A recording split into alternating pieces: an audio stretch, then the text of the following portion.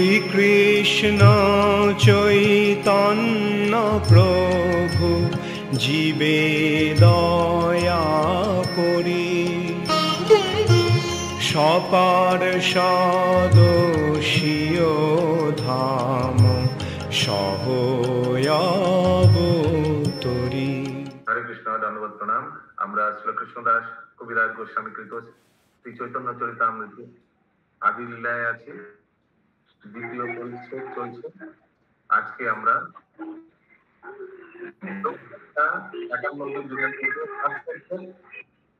মাঝখান থেকে কন্টিনিউ করবো, তাৎপর্যের মাঝখান থেকে কন্টিনিউ করবো।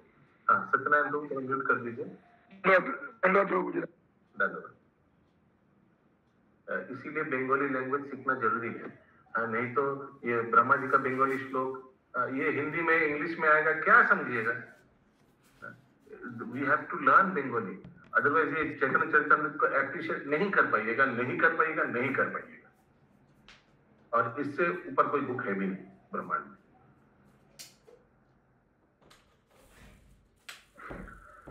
6 नंबर मनवंतर। तो ये टॉपिक भी श्रीमद् भागवतम में आता है, मनवंतर। इसका क्या लिखा है इसमें? मनुष्य जीवने पूर्णता प्राप्तिर जन्य विभिन्न विधि निषेध, करेक्ट। जैसे भक्त रसामृत सिंधु में 32 विधि 32 निषेध दिया हुआ है। ये किस लिए दिया हुआ है? पूर्णता प्राप्तिर जन्य, भगवत प्राप्ति के लिए हम लोग ये करते हैं ना। जैसे भक्त रसामृत सिंधु में रूप गोस्वामी ने दिया है। मनु संहिताय বর্ণনা করা হয়েছে মনু কর্তৃক প্রদত্ত সমস্ত বিধিনিষেধ মানুষকে পূর্ণতা প্রাপ্তির পথ प्रदर्शन करे। यही है मनवंतर। मनवंतर में ये सब आता है। मनु संहिता में क्या क्या दिया हुआ है? मनु संहिता इज जस्ट लाइक गाइडलाइंस। जैसे भारतीय संविधान जो है ना, कॉन्स्टिट्यूशन ऑफ इंडिया, ये सब मनु संहिता से लिया गया है। इनफैक्ट हमने सुना है कि जितना विदेश में, हम लोग तो ब्रिटिश को कॉपी किया, ब्रिटिश वाले सब कुछ इंडिया से कॉपी किया। ब्रिटिश वाले देश में जितना कॉन्स्टिट्यूशन है सब इंडिया से, ये मनु संहिता से कॉपी करके उन लोग ने बनाया, और हम लोग उन लोग से कॉपी किए इंडिपेंडेंस के बाद। ठीक है, जो भी है। तो आप लोग को मालूम होगा, अभी आईपीसी को मनु संहिता बोला जाता है, मालूम है ना। IPC according to Indian penal code जो बोलता था आगे, अभी उसको सरकार ने, अभी जो वर्तमान सरकार है उसको चेंज करके मनु संहिता कर दिया। मालूम है ना ये बात। तो मनु संहिता में क्या दिया हुआ है? The rules and regulations of a civilised society. समझ में आ रहा है इंद्रावती माता जी? तो ये सब डूज एंड डोंट्स, क्या करना चाहिए क्या नहीं करना चाहिए, इसके बारे में भी आपको भागवतम में मिलेगा। बोलिए चंदा माता जी। हरे कृष्णा प्रभु जी। प्रभु जी, जब अपने मनु संहिता में वर्णित था तो हम लोग विदेशियों का क्यों नकल किए? जो हम लोग का धोती कुर्ता है, हम लोग विदेशी लोग जब 1970s में बेल बॉटम्स पैंट पहनने लग गया, बेल बॉटम्स, तो हम लोग भी, इंडिया लोग भी बेल बॉटम्स पहनेंगे। अभी हम लोग का ये आदत ही है, वेस्टर्न पीपल जो करेगा हम लोग उसी को करेंगे। उन लोग ब्रेड खाने लगेगा तो हम भी ब्रेड खाने लगेंगे। उन लोग चाय पीने लगेगा तो हम लोग भी चाय पीने लगेंगे। हम लोग भी अपना पहाड़ों में टी गार्डन बना देंगे। मालूम है ना, ब्रिटिश आने के आगे चाय बोल के कोई वस्तु था ही नहीं भारतवर्ष में, ये ब्रिटिश ने देकर गया। तो ये भारतीय का स्वभाव है, पाश्चात्य देश और पाश्चात्य सभ्यता को कॉपी करना। इसी लॉजिक में प्रभुपाद जी ने क्या किया, सब कुछ हम लोग वहां कॉपी कर रहे, तो वहां जाकर प्रभुपाद ने पहले कृष्ण भक्ति प्रचार किया। तो प्रभुपाद ने सोचा कि हम लोग वो भी देखकर हम लोग कॉपी करेंगे, और हम लोग बोलेंगे अभी वही तो हुआ ना। बाद में हम लोग देख रहे हैं कि विदेशी लोग, अरे वाह, इन लोग हरि नाम कर रहे हैं, इन लोग तिलक पहन रहे हैं, इन लोग करताल कीर्तन मृदंग बजा रहे हैं। इंदिरा प्रभु कृष्ण बलराम मंदिर में बैठ के कंटिन्यूअस कीर्तन कर रहे हैं, विदेशी भक्त, प्रभुपाद के डिसाइबल। ये देखकर हम लोग को भी लगता है हम लोग का मंदिर में भी होना चाहिए ऐसे कीर्तनिया कंटिन्यूअस। विदेशी लोग कर पा रहे हैं कंटिन्यूअस कीर्तन, तो हम लोग क्यों नहीं कर पाएंगे? फिर उनको देख देख के दूसरा मंदिर भी शुरू कर दिया कि कंटिन्यूअस कीर्तन होगा। चौपाटी मंदिर में जाइएगा तो ये बैठे हुए हैं, जब क्लास वास प्रवचन नहीं होता वो बैठ के एक टीम है, कीर्तन करते रहते हैं, ऑल इंस्पायर्ड फ्रॉम इंदिरा प्रभु। तो ऐसे दूसरों को देखकर हम लोग विदेशी लोगों को बहुत उन्नत मानते हैं, तो उन लोग को हम लोग फॉलो करते हैं, इसीलिए ये सब हुआ है। तो मनवंतर हो गया। मनवंतर means the dos and don'ts of a civilised society. ये अब आपको मिलेगा, क्या करना चाहिए क्या नहीं करना चाहिए, ये सब के बारे में भागवतम बताते हैं। 7 ईशानु कथा। ईशानु कथा माने भगवानेर अवतारদের বর্ণনা। ईशानु कथा तो भगवान का अलग अलग अवतार मिलेगा आपको। भगवान का पृथु अवतार, भगवान बरा अवतार, नरसिंह अवतार, भगवान का और क्या क्या अवतार के बारे में आता है, कृष्ण अवतार, रामचंद्र जी अवतार, सब भागवतम में ये सब। अजित अवतार, कछुआ अवतार, कुर्म अवतार और भी बहुत अवतार के बारे में भगवान का यहाँ मिलेगा कथा। 3 पुरुष अवतार के बारे में सब, गुण अवतार के बारे में। ईशानु कथा में लिखा है परमेश्वर भगवान এই জগতে তার বিভিন্ন অবতার এবং তার ভক্তবৃন্দের কার্যকলাপ সম্বন্ধে শাস্ত্রীয় বর্ণনা। These has been very well explained in Bhagavatam. মানব জীবনে প্রগতি সাধন করবার জন্য শাস্ত্রে আলোচিত এই সমস্ত বিষয়গুলি অপরিহার্য। অপরিহার্য মানে ভেরি গুরুত্বপূর্ণ, এসেন্সিয়াল। 8 नंबर क्या है, निरोध। निरोध का मतलब सृष्टिर संवरण, वाइंड अप। संवरण माने गुटिए नेওয়া, तो एनिहिलेशन जिसको बोलते हैं, प्रलय, इस सब के बारे में भी, आंशिक प्रलय, महाप्रलय, this has also been described in Bhagavatam. परमेश्वर निरोध में है सृष्टि कार्य नियोजित समस्त शक्तिर संवरण। संवरण माने वाइंडिंग अप। এই সমস্ত শক্তিগুলির উৎস হচ্ছে কারণ সমুদ্র সাহিত কারণদর্শায় বিষ্ণু। তার প্রতি নিঃশ্বাসে সৃষ্টির প্রকাশ হয় এবং যথাসময়ে তা আবার লয় প্রাপ্ত হয়। जब इनहेल करता है सब अंदर चला जाता है। ठीक है इंद्रावती माता जी, ये है महाविष्णु या कारणदर्शा विष्णु का कार्य। एक्सेल करेगा सब ब्रह्मांड आ जाएगा। ठीक है, हम लोग उस दिन चर्चा कर रहे थे ना, इनहेल एक्सेल। तो इनहेल में सब आ जाता है अंदर। अंदर कहां से आ जाता है, सब विष्णु के लोम के अंदर चला जाता है, रोमकूप पे। ओके, ऐसा नहीं कि इनहेल करता तो नाक के अंदर चला जाता है, नहीं। वो कुछ उस दिन ये सब आलोचना हो रहा था शायद क्लास में, याद नहीं है, ऐसे कुछ हम लोग डिस्कस करते हैं। और एक्सेल करता है तो ऐसा नहीं कि नाक से निकलता है, एक्सेल करता है तो निकलता है तो अपने रोमकूप से, महाविष्णु के शरीर का रोमकूप से। ठीक है, हाँ सुमना करेंगे माता जी। तो मुझे वही पूछ रहे थे कि कहीं तो लिखा रहता है नाक से और कहीं लिखा रहता है रोमकूप से, तो आपने क्लियर कर दिया। नाक से इनहेल एक्सेल होता है जैसे हम लोग का होता है, लेकिन जाता है तो उनका रोमकूप से अंदर। अगला टॉपिक जो भागवतम में है 9 नंबर, मुक्ति।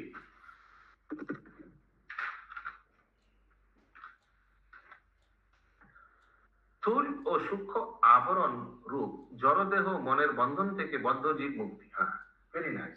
ये भी हम लोग बहुत अच्छा से देखेंगे भागवतम में, कैसे व्यक्ति जब भगवत धाम वापस जाता है, अच्छा कैसे आता है, जब कैसे एक एक करके पकड़ता है, वो भी दिया हुआ है। और जब इस जड़ जगत से व्यक्ति अच्छा भक्त बन के ऊपर जाता है भगवान के धाम, तो फिर एक एक आवरण कैसे त्यागता है, कहाँ कहाँ त्यागता है, इसके बारे में भी अच्छा से दिया हुआ है। 5 जब पृथ्वी जल अग्नि वायु आकाश स्थूल शरीर चला जाएगा 5 आवरण में, फिर मन बुद्धि अहंकार वो भी त्याग करके जीव एकदम सच्चित आनंदमय जीव भगवान के धाम चला जाएगा। ये सब के बारे में भी डिस्कस किया है। आत्मा যখন সব রকমের জড় আসক্তি পরিত্যাগ করে সূক্ষ্ম ও স্থূল জড় শরীর বন্ধন থেকে মুক্ত হয়, তখন সে তার চিন্ময় স্বরূপে চিৎ জগতে প্রবেশ করে এবং বৈকুণ্ঠ লোকে বা কৃষ্ণ লোকে ভগবানের প্রেমময়ী সেবায় যুক্ত হয়। ভগবানের সেবক রূপে জীব যখন তার নিত্য স্বরূপে অধিষ্ঠিত হয়, তখন তাকে বলা হয় মুক্ত। জড় শরীরে অবস্থান কালেও জীব পরমেশ্বর ভগবানের প্রেমময়ী সেবায় যুক্ত হয়ে जीवन मुक्त अवस्था लाभ करते पारे। जीवन मुक्त सोचते, ऐसा जरूरी नहीं है कि ऊपर जाके ही लोग मुक्त हो जाएगा।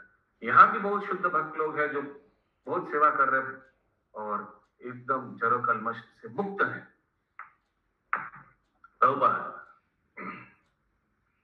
अभी ये है पहला 9 टॉपिक। 9 टॉपिक जो अभी हम लोग ने डिस्कस किया, ये किसके ऊपर आश्रित है, 10वां टॉपिक। और 10वां टॉपिक क्या है, आश्रय। परम तत्व যার থেকে সব কিছুর প্রকাশ হয়, যাকে আশ্রয় করে সব কিছু বিরাজ করে এবং প্রলয়ের পর যার মধ্যে সব কিছু লীন হয়ে যায়, তিনি হচ্ছেন সবকিছুর আশ্রয়। এই আশ্রয়কে পরম ব্রহ্ম বলা যায়। সেই কথা বেদান্ত সূত্রে বর্ণিত হয়েছে। অথত ব্রহ্ম জিজ্ঞাসা বা ভাগবতমে জন্মদস্য যত। শ্রীমদ ভাগবতে এই পরম ব্রহ্মকেই বিশেষ করে আশ্রয় বলে বর্ণনা করা হয়েছে। শ্রীকৃষ্ণই হচ্ছেন এই আশ্রয়। তাই জীবনের পরম প্রয়োজন হচ্ছে কৃষ্ণ তত্ত্ব বিজ্ঞান অধ্যয়ন করা।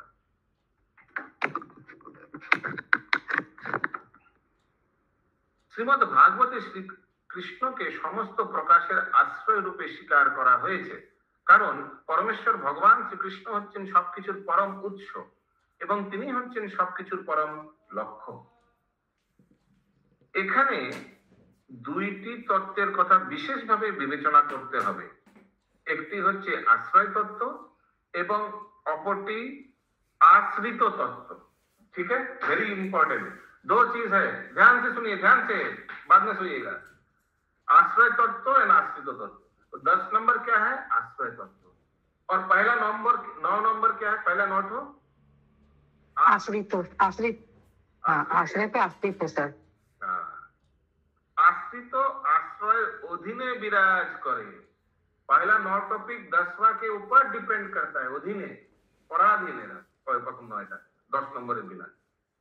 শ্রীমদ ভাগবতের প্রথম 9টি স্কন্ধে বর্ণিত সৃষ্টি থেকে শুরু করে মুক্তি পর্যন্ত পুরুষ, যে মহামঞ্জরি মাতাজি বললেন আচার্য, পুরুষ অবতার, ভগবানের অন্যান্য অবতার, তটস্থা শক্তি বা জীব, বহিরঙ্গা শক্তি বা জড় জগৎ, এই সমস্ত কিছুই आश्रित। पहला 9 स्कंद भागवतम का। आप सही बोला ये बात, लेकिन वो चीज के लिए ब्रह्मा जी इस श्लोक को नहीं बोला था। শ্রীমদ ভাগবতের প্রথম 9টি স্কন্ধে বর্ণিত সৃষ্টি থেকে শুরু করে মুক্তি পর্যন্ত পুরুষ অবতার, ভগবানের অন্যান্য অবতার, তটস্থা শক্তি বা জীব, বহিরঙ্গা শক্তি বা জড় জগৎ, এই সমস্ত কিছু আশ্রিত। কিন্তু শ্রীমদ ভাগবতের সমস্ত সৃষ্টির পরম লক্ষ্য হচ্ছেন आश्रय तत्व परमेश्वर भगवान श्री कृष्ण। और वो मिलेगा कहाँ? 10वां स्कंद में। শ্রীমদ ভাগবতে বর্ণনীয় পারদর্শী মহাত্মারা অত্যন্ত দক্ষতার সঙ্গে অন্য 9টি তত্ত্বের বর্ণনা করেছেন।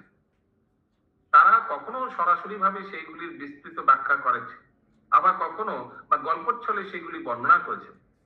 এই বর্ণনাগুলির প্রকৃত উদ্দেশ্য হচ্ছে পরম ব্রহ্ম শ্রীকৃষ্ণ সম্বন্ধে যথাযথভাবে অবগত হওয়া, কেননা তিনি হচ্ছেন জড় ও চেতন উভয় জগতের আশ্রয়।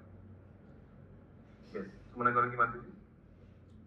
प्रभु जी, वो 9 स्कंद के लिए क्या बोला गया, नहीं समझ में आया। The first 9 cantos are the 9 topics discussed। ठीक है, इस श्लोक के अनुसार जो 9 टॉपिक है वो पहला 9 स्कंद में मिलेगा।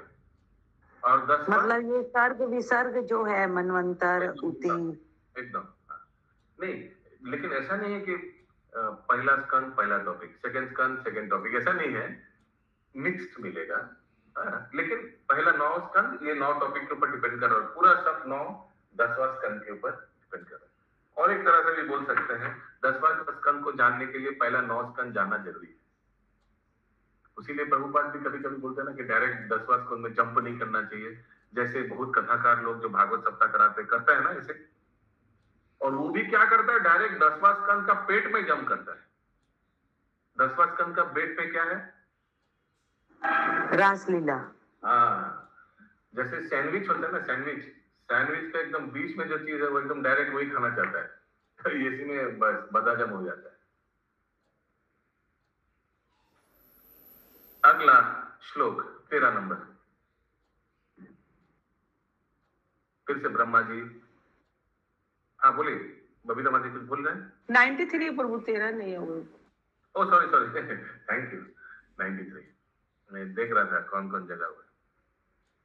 आश्रय जानिते कोही ए नव पदार्थ, आश्रय जानिते कही ए नव पदार्थ, ए नवेर उत्पत्ति हेतु সেই আশ্রয়ার্থ, ए नवेर उत्पत्ति हेतु সেই আশ্রয়ার্থ। फिर से वही चीज बता रहे कविराज गोस्वामी, সবকিছু পরম আশ্রয়কে যথাযথভাবে জানার জন্য আমি এই 9টি বিষয়ের বর্ণনা করেছি।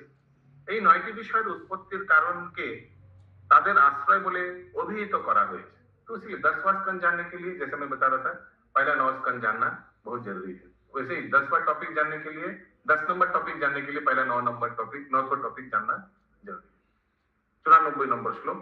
कृष्ण एक सर्वाश्रय कृष्ण सर्वधाम, কৃষ্ণ এক সর্বাশ্রয় কৃষ্ণ সর্বধাম, কৃষ্ণের শরীরে সর্ব বিশ্বের বিশ্রাম। কৃষ্ণের শরীরে সর্ব বিশ্বের বিশ্রাম।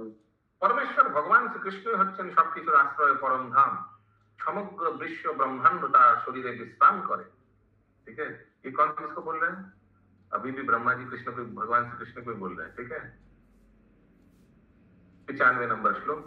दशमे दशमं लक्ष्य, দশমে দশমং লক্ষ্য, आश्रितो आश्रय विग्रहम्, আশ্রিত আশ্রয় বিগ্রহম, श्रीकृष्णाख्यं परं धाम, শ্রীকৃষ্ণাখ্যং পরম ধাম, जगद्धाम नमामि तत्।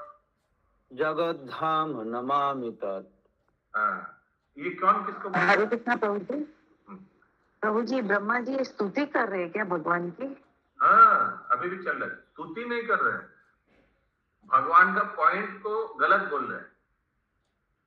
याद नहीं है क्या चल रहा था 2 दिन दिन? भगवान बोला हम क्या भाई तुम्हारा आश्रय तुम्हारा आश्रय तो नारायण है, वही तो भगवान है। उसका उत्तर में इतना कुछ चल रहा है 2-3 दिन से। ब्रह्मा जी प्रूव कर रहे नहीं, नारायण भगवान आप ही मेन है। तो क्या हुआ था एक्चुअली? ब्रह्मा जी बोल रहा था कि क्षमा कर दीजिए, ब्रह्मा भी मिलेंगे, क्षमा कर दीजिए, आप ही तो मेरा मदर फादर है, पर आप ही माता पिता, ऐसे कुछ लोग आया था ना। तो भगवान बोला अरे भाई मेरे को क्यों बाप बना रहे, तुम्हारा माता पिता परम आश्रय तो नारायण है। तो फिर उसके प्रसंग में, उसी के उत्तर में इतना कुछ ब्रह्मा जी सुना दिया भगवान। तभी ये 94 नंबर श्लोक को प्रूव करने के लिए ब्रह्मा जी 95 यूज कर रहे हैं, अभी जो हम लोग ने श्लोक पाठ किया। ठीक है इंद्रावती माता जी, तो 94 वाला नंबर श्लोक को प्रूव करने के लिए 95। अभी ये 95 नंबर श्लोक आप अगर देखेंगे तो फिर वैसे सिंगल इन्वर्टेड कॉमास के अंदर डबल इन्वर्टेड कॉमास है। पाचन और कर्णेश्वर प्रभु, ऐसा क्यों है? इसलिए है क्योंकि कविराज गोस्वामी ब्रह्मा जी को कोट कर रहे हैं और ब्रह्मा जी भागवत को कोट कर रहे हैं, और वो भी परम भागवत भगवान श्री कृष्ण के सामने। ब्रह्मा जी क्या बोल रहे हैं? অনুবাদ। শ্রীমদ ভাগবতের দশম স্কন্ধে দশম তত্ত্বের বর্ণনা করা হয়েছে। এই দশম তত্ত্ব হচ্ছে সমস্ত আশ্রয়গণের আশ্রয় বিগ্রহ স্বরূপ পরমেশ্বর ভগবান, তার নাম শ্রীকৃষ্ণ, এবং তিনি সমস্ত জগতের পরম ধাম। আমি তার উদ্দেশ্যে আমার সশ্রদ্ধ প্রণতি নিবেদন করি। ঠিক আছে, ऐसे भाग कोट कर रहे हैं। এই শ্লোকটি শ্রীমদ ভাগবতের দশম স্কন্ধের প্রথম অধ্যায়ের প্রথম শ্লোকের श्रीधर स्वामी कृत भाष्य থেকে उद्धृत।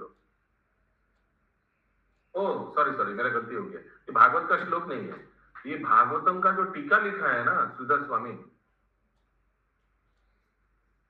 वहां से लिया है। ये ब्रह्मा जी कैसे ले लिया इनका टीका का श्लोक? एक बार इसका ट्रांसलेशन का परपोर्ट का इंग्लिश पढ़िए। इंग्लिश माता जी। हाँ, the 10th canto of Srimad Bhagavatam reveals the 10 objects. I mean the purport. Purport. This quotation comes from Sridhar Swami's commentary on the first verse of 10th canto, chapter 1 of Srimad Bhagavatam. तो commentary लिखा है, तो ये श्रीधर स्वामी जी का commentary Brahma ji क्यों coat करेगा भगवान के सामने? ये हमको समझ नहीं आया। हिंदी में क्या लिखा है? श्लोक होता है। यह श्लोक श्रीमद् भागवत के 10वें स्कंद के प्रथम अध्याय के प्रथम श्लोक पर की गई श्रीधर स्वामी का टीका से लिया गया है। ये हमको हजम नहीं हुआ। तो ब्रह्मा जी श्रीधर स्वामी का कोटेशन क्यों करेगा? श्लोक भागवतम का श्लोक कोट करता तो समझ में आता, ये पूछना पड़ेगा। हरे कृष्ण प्रभु, ये तो भागवतम का ही है, श्रीधर स्वामी ने अलग से कमेंट्री दिया है। अरे श्रीधर स्वामी तो कितना साल हुआ होगा, 200-300-400 साल आगे कमेंट्री दिया होगा। अभी हाँ। द्वापर युग में ब्रह्मा जी भगवान को वो कोट कर रहे हैं। तो द्वापर में कहाँ से करेंगे?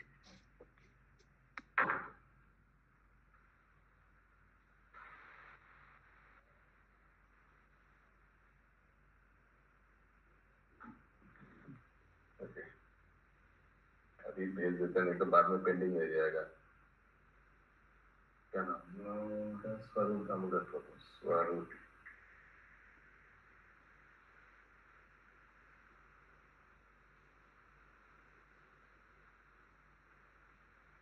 हरे कृष्णा दंडवत प्रभु।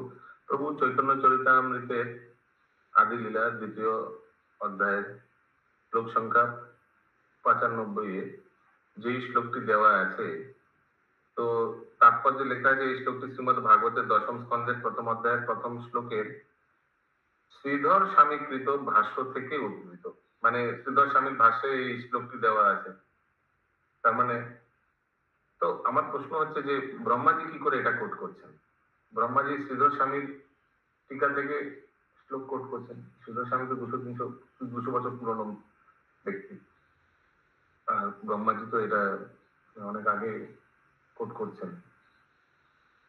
তো একটু প্লিজ বলুন প্রভু, এটা একটু ক্লিয়ারিফাই করুন কাইন্ডলি। হরে কৃষ্ণ, ধন্যবাদ।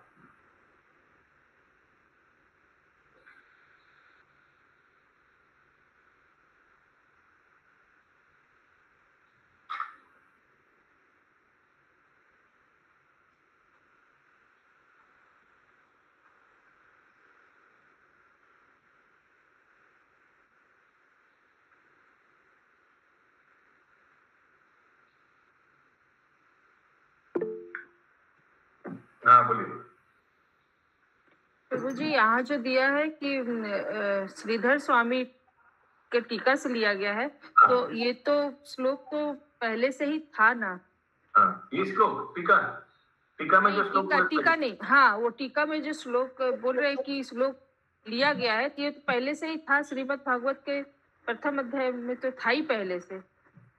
अच्छा, ये क्या प्रथम अध्याय का एक बार देख लेते हैं। ये तो हमको, वो तो टीका का श्लोक बोल रहे हैं। नहीं प्रभु, वो इसमें दिया हुआ है। माता जी थोड़ा ऊपर कीजिए। भागवतम 10.1.1 ना, देखिए इसमें लिखा, यह श्लोक श्रीमद् भागवत के 10वें स्कंद के प्रथम अध्याय के प्रथम श्लोक पर की गई श्रीधर स्वामी की टीका से लिया गया है। तो टीका में वो ये श्लोका डाले होंगे, लेकिन लिखे तो वहीं से लिया गया ना। श्रीमद् भागवतम के 10वें स्कंद के प्रथम अध्याय का प्रथम श्लोक ये नहीं है, मेरा सामने खुला हुआ है। अच्छा, ठीक है। हाँ।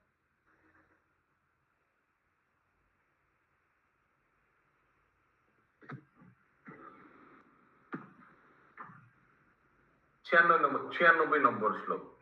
नेक्स्ट, কৃষ্ণের স্বরূপ আর শক্তি ত্রয় জ্ঞান। কৃষ্ণের স্বরূপ আর শক্তি ত্রয় জ্ঞান। যার হয় তার নাহি কৃষ্ণেতে অজ্ঞান।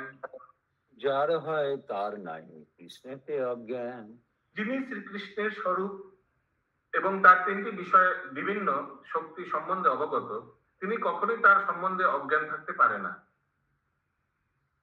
ठीक है, जो भगवान की 3 शक्ति के बारे में जानते हैं, अंतरंग बहिरंग तटस्थ, वो कभी भी भगवान के बारे में अज्ञान नहीं থাকতে পারে।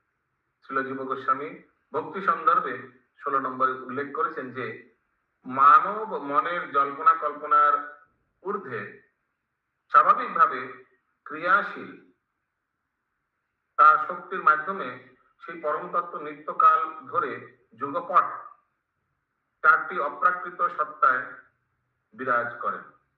इसका हिंदी पढ़िए। जीव गोस्वामी ने क्या बोला, पढ़िए जल्दी प्लीज। श्रील जीव गोस्वामी अपने ग्रंथ भागवत स्कंद संदर्भ 16 में बताने के संदर्भ भागवत तो लिखा प्रभु, भागवत संदर्भ लिखा हुआ है। गलत लिखा है, भक्ति संदर्भ होना चाहिए। बुक का नाम है भक्ति संदर्भ। भक्ति संदर्भ 16 में बतलाते हैं कि परम तत्व परम सत्य अपनी उन शक्तियों द्वारा जो मानव मन की चिंतन शक्ति से परे स्वाभाविक क्रम में कार्यशील होती है, अपने चारों दिव्य पहलुओं में एक साथ विद्यमान रहते हैं। अपना रूप प्राकृत सत्य विराट करছেন। अच्छा, ঠিক আছে, থ্যাংক ইউ। এই চারটি সত্তা হচ্ছে তার স্বরূপ, তার নির্বিশেষ জ্যোতি, তার বিভিন্নাংশ জীব এবং সর্বকারণের পরম कारण प्रकाश বা प्रधान। इंग्लिश में क्या दिया हुआ है करुणा राधे माता जी? चारों का नाम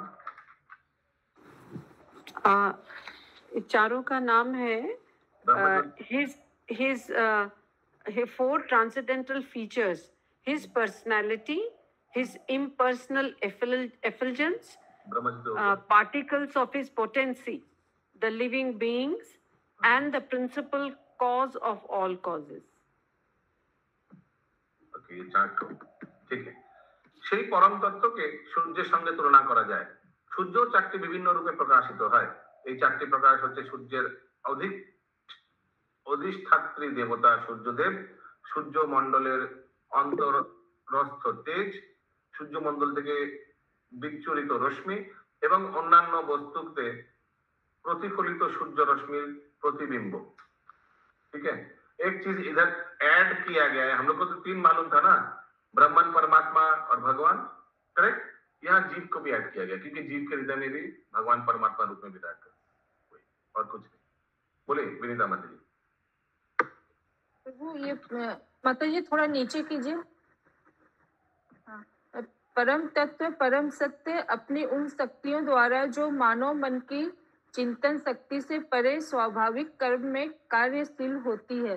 ये प्रभु नहीं समझ में आया। अरे परम तत्व के बारे में तो स्वाभाविक एक व्यक्ति के लिए भगवान को बारे में जानना ये नेचुरल टेंडेंसी। तो वही भगवान अपने आप को चार रूप में विस्तार कर रहे हैं, यही बताया गया, नथिंग घुमा फिरा के बताया गया और कुछ नहीं। ठीक है, मानव মনের জল্পনা কল্পনার ঊর্ধ্বে স্বাভাবিকভাবে ক্রিয়াশীল তার শক্তির মাধ্যমে। It is a natural tendency to know Lord. अपने माता पिता के बारे में जानना एक स्वाभाविक स्थिति है, कोई जल्पना कल्पना, there is nothing to speculate about it. आगे क्या लिखा है? जीव तार अनुमान ভিত্তিক সীমিত ক্ষমতার দ্বারা কখনোই অধক্ষজ পরম তত্ত্বকে জানতে পারে না, কারণ তিনি জীবের কল্পনা জল্পনা নিযত সীমিত মনের অতীত। পরম সত্যের অনুসন্ধানে আমরা যদি যথার্থই আন্তরিক হই, তাহলে আমাদের স্বীকার করতেই হবে যে আমাদের ক্ষুদ্র মস্তিষ্কের সীমিত শক্তির তুলনায় তার শক্তি অসীম এবং তা আমাদের চিন্তার অতীত। পৃথিবীর বড় বড় বৈজ্ঞানিকেরা আজ মহাশূন্যের গবেষণায় লিপ্ত হয়েছে, কিন্তু এই জড় সৃষ্টির মৌলিক জ্ঞান সম্বন্ধে তারা সম্পূর্ণ অজ্ঞ, এবং যারা সেই জ্ঞান আহরণের চেষ্টা করে তারা তাদের সীমিত বুদ্ধির মাধ্যমে সেই অচিন্ত শক্তিকে অনুধাবন করতে না পারার ফলে বিভ্রান্ত হয়ে পড়ে। আর এই জড়জাগতিক জ্ঞানের অনেক ঊর্ধ্বে হচ্ছে পরা প্রকৃতি সম্ভূত সেই চিন্ময় জগতের জ্ঞান। সুতরাং সেই পরম তত্ত্বের আয়োজন ও কার্যকলাপ সম্বন্ধীয় চিন্ময় জ্ঞান নিঃসন্দেহে অচিন্ত। এখানে রইল গ্রন্থ অমৃত লহরী,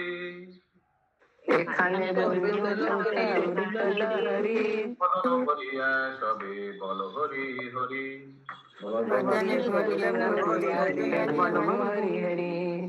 हरि बोल हरि बोल हरि बोल। गोस्वामी की जय, श्री प्रभुपाद की जय।